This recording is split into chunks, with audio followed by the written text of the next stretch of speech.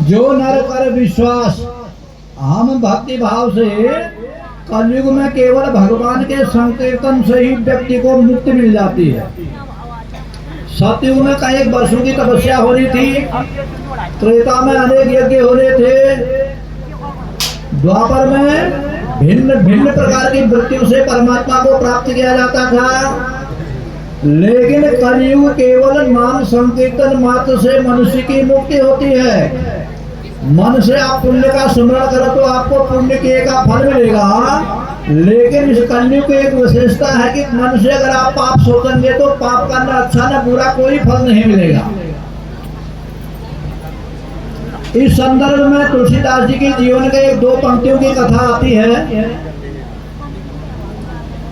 एक द्रविड़ के राजा हैं, दूसरे कलिंग देश के राजा हैं। दोनों में बहुत प्रेम हो गया, प्रीति हो गई। कुछ कालक्षेप होने पर दोनों की पत्नियों ने गर्भ धारण किया तो उन्होंने शर्त रखी कि हमें इतना प्रेम है तो हमारा यह प्रेम आगे भी बना रहेगा। मेरी पुत्री आपके पुत्र या आपकी पुत्री मेरा पुत्र अगर जब गर्भ से निकल के बाहर आवेंगे तो हम जब भी यह विवाह योग्य होंगे तो इनका शुभ विवाह कर देंगे। और संकल्प हो गया। कुछ एक समय बाद वह काल आया तो कलिंग देश के राजा के घर में पुत्री ने जन्म लिया। लेकिन शिव माया में मोहित होकर के उसने पुत्र होने का दावा किया। इधर द्रविड़ नरेश के तो पुत्र ही हुई थी, लेकिन वह इस राजा के झूठे व्रत को नहीं जाने। अब संकल्प पूर्ण कर लेंगे, यह तो परिस्थिति हो गई थी, संकल्प हो गया था, पहले शर्त हो गई थी। अब समय की गति के साथ पुरुष और स्त्री के चिन्हों से भी तो शरीर की पहचान होती है। वह काल जब आया वह पुत्र नहीं था, पुत्री ही थी। इधर दूसरे वाले ने तो सच ही बोला था। तो मित्रता में इस तरह छल करने की वजह से कलिंग नरेश ने उन झूठे बोलने वाले दोस्त अपने राजा द्रविड़ नरेश को सर काट लेने का हुक्म दिया। इससे वह भयभीत हो गया। जहां गोसाई जी ने श्री रामचरितमानस की रचना करी उनके आश्रम पर पहुंच गया। उनका गोसाई जी मेरी रक्षा करो। यद्यपि तुलसीदास जैसे संत ने उनको कहा कि देखो झूठ ही लेना, झूठ ही देना, झूठ ही भोजन, झूठ चबेना। जब कलयुग आवेगा ना तो लेना झूठ, देना झूठ, खाना झूठ, उसको बचाना झूठ। तो तब भी तुमने यह षड्यंत्र तो नहीं करना चाहिए था। वो तो परब्रह्म परमात्मा भगवान शंकर की अनुकंपा है कि पुत्र हो या पुत्री हो, उसमें हमारा क्या जोर है। तो गोसाई जी ने उनको अपने शरण में जगह दे दी। तो उनको कहा आप भगवान शंकर का स्मरण करके 9 दिन तक की श्री राम कथा सुनेंगे। आप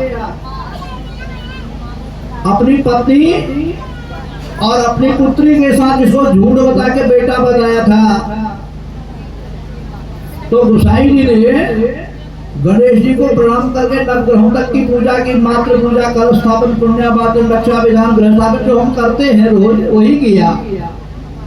तो रामायण की पुस्तक चौकी में रखी गई। भगवान रामचंद्र जी के दरबार का स्थापन पूजन किया गया।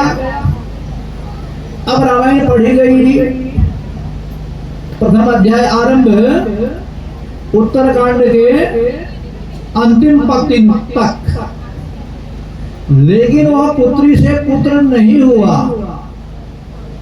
रामायण पढ़ने के बाद उस अनुष्ठान में देखने वाले, तमाशा देखने वालों की भीड़ थी। वो पुत्र ही रहा। तो उस वक्त गोसाई जी ने, क्योंकि भगवान शंकर ने पार्वती जी को भेज करके तुलसीदास जी को अपने हाथों से भोजन करवाया था। उनके पिता तो पहले मर चुके, आत्माराम दुबे नाम से थे। माताजी हुलसी देवी थी, वो भी प्रसव पीड़ा से करा के मर गई, क्योंकि तुलसीदास जी का जन्म अभुक्त नक्षत्र में हुआ था। उनका शरीर 5 वर्ष के बच्चे का था, तो बाहर आते समय रोए नहीं, माँ के तरफ से प्रकट हुए तो जय श्री राम बोल के आए, उनका नाम राम बोला ही रखा गया। तो जिनने शंकर और माँ पार्वती के हाथ का भोजन किया हो, भगवान रामचंद्र जी का जो तन मन धन से सेवक हो, कल हमने हनुमान जी की कथा सुनाई थी, कैसे उनका हनुमान जी से मिलन होगा, हनुमान जी के शरीर से जिसका स्पर्श हो, रघुनाथ जी ने जिनको तिलक पहनाई हो, उन व्यक्ति का आत्मबल, नैतिक बल, चारित्रिक बल, भक्ति बल कितना बड़ा होगा। उन्हें अपने कमंडल से जल निकाला, उस द्रविड़ राजा की पुत्री के ऊपर छिड़का, और यह चौपाई वाची मंत्र महामणि विषय व्याल के, मेटत कठिन कुहंक भाल के, राम कृपा नासही सब रोगा, जो यही भांति बने संयोगा। तो यह जल छिड़कते ही वह पुत्री से पुत्र हो गया। ये रामायण का कमाल है, शिव महापुराण का कमाल है, संत महात्माओं के ज्ञान का कमाल है, भक्ति का कमाल है। हमको और आपको भी परमात्मा के प्रति ऐसी अगाध भक्ति से ही भगवान का भजन करना चाहिए, उससे चित्त की शुद्धि होती है। भगवान को केवल चित्त की शुद्धि चाहिए होती है, वस्तु नहीं चाहिए होती है। केवल भक्ति भाव का प्रेम होना चाहिए। राम ही केवल प्रेम प्यारा, जान ले वो जो जान निहारा। तो जब इस कलयुग में इतनी ताकत है कि उसने उसको पुत्री से पुत्र बना दिया, तो क्या हम अनंत कोटि ब्रह्मांड नायक भगवान शंकर माँ पार्वती के चरणों की धूल लेने के लिए शिव महापुराण के ज्ञान गंगा की कथा में अपने को अवगाहित करेंगे, तो क्या हमारी कायिक बातिक मानसिक पूर्ति परमात्मा नहीं करेंगे क्या?